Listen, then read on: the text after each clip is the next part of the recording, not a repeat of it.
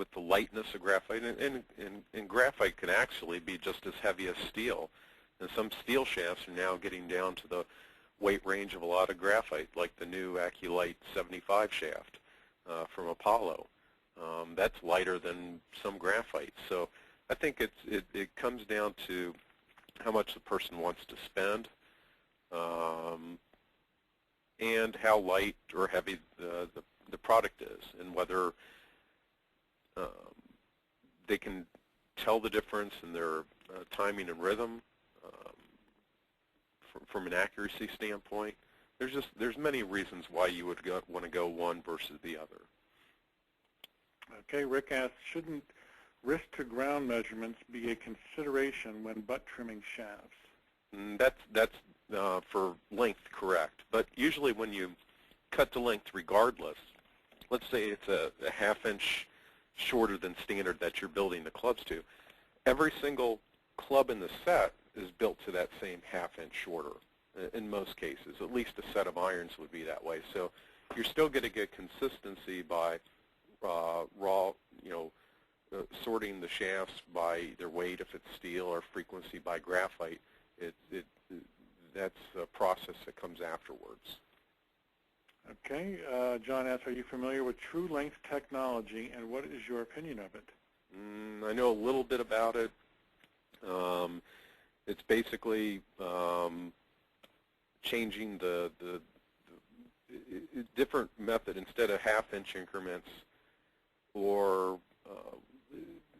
the length change and then the lie may be different than what you might normally see in a set of clubs.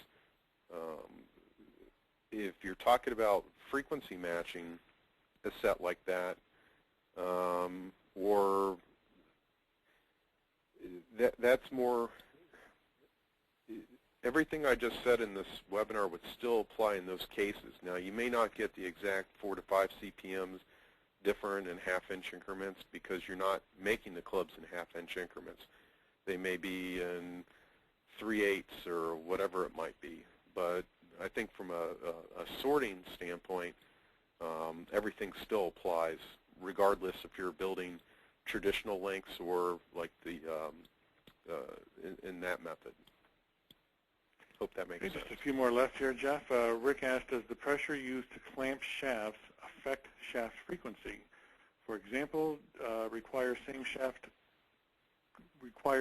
clamp pressure for all shafts measured? On raw shafts, probably not, because you'll find that either it's clamped or it's not. At some point, you might just crack the shaft if you apply too much pressure. But definitely on grip clubs, there can be, and there's been different number of frequency analyzers made with pneumatic clamps or pressure adjusted, just to take out some of that. I think if you have your frequency analyzer over time, you'll get a feel for how much pressure you really need, and especially if you're doing a set. Like I use the Digiflex the majority of the time. There's a little thumb screw to tighten the tension. If you're doing a set of 8, you're not changing it for every club, because usually your grip size is going to be the same. So you might adjust it for the first club, and then after which I think you get pretty consistent measurements. A good question. Okay. Yeah, it was.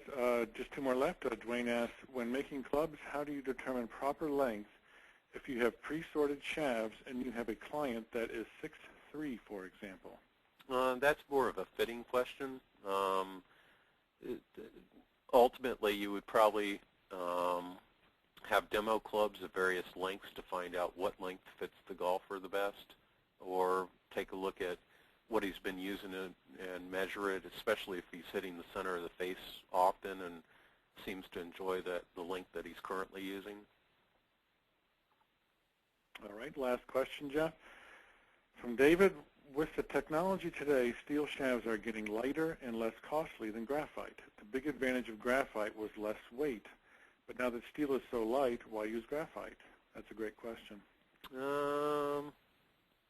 There's still, when you get into the lighter weight steel shafts, when the walls get thinner and thinner, it's going to dampen less vibration. But luckily, a lot of these really lightweight steel shafts like the True Temper GS75 or the new Aculite 75 have a lower frequency. But I remember years ago, you would have, like the old rifle light was made to the same frequencies as the rifle. And those things were the most harsh shafts I think I ever experienced because the walls were so thin you'd get a lot of shock from it. And with graphite, you still have the dampening qualities. And then the other thing with composite or graphite shafts is they can be made to many more different configurations, that is stiffnesses, torques, tip stiffness, a lot of other parameters, more so than they can with steel since you're working with multiple materials.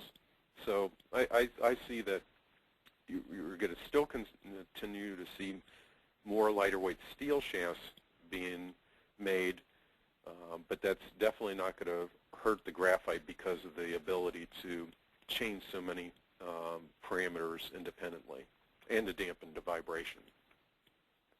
All right, guys, if there's anything else, you better type quick because I think that's it.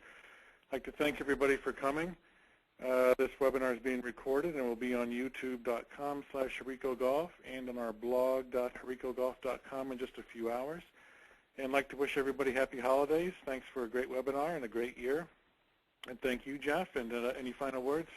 I just thank all of you for attending, and that's it. Happy holidays. Great. All right, guys. Have a good weekend, too. Bye-bye.